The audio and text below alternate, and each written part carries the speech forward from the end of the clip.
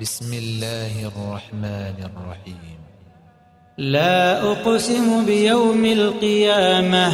ولا أقسم بالنفس اللوامة أيحسب الإنسان أن لن نجمع عظامه بلى قادرين على أن نسوي بنانه بل يريد الإنسان ليفجر أمامه يسأل أيان يوم القيامة فإذا برق البصر وخسف القمر وجمع الشمس والقمر يقول الإنسان يومئذ أين المفر كلا لا وزر إلى ربك يومئذ المستقر ينبأ الإنسان يومئذ بما قدم وأخر بل الإنسان على نفسه بصيرة ولو ألقى معاذيره لا تحرك به لسانك لتعجل به إن علينا جمعه وقرآنه فإذا قرأناه فاتبع قرآنه ثم إن علينا بيانه كلا بل تحبون العاجلة وتذرون الآخرة كلا بل تحبون العاجلة وتذرون الآخرة وجوه يومئذ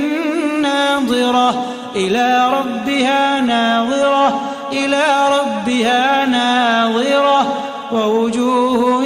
يومئذ باسرة تظن أن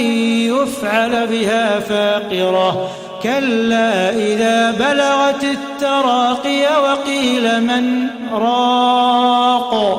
وظن أنه الفراق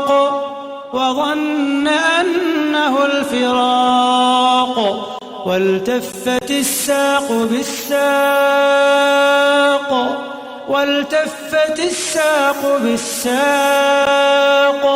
إلى ربك يومئذ المساق فلا صدق ولا صلى ولكن كذب وتولى ثم ذهب إلى أهله يتمطى أولى لك فأولى ثم أولى لك فأولى أيحسب الإنسان أن يترك سدى ألم يك نطفة من مني يمنى ثم كان علقة فخلق فسوى فجعل منه الزوجين الذكر والأنثى أليس ذلك بقادر على أن يحيي الموتى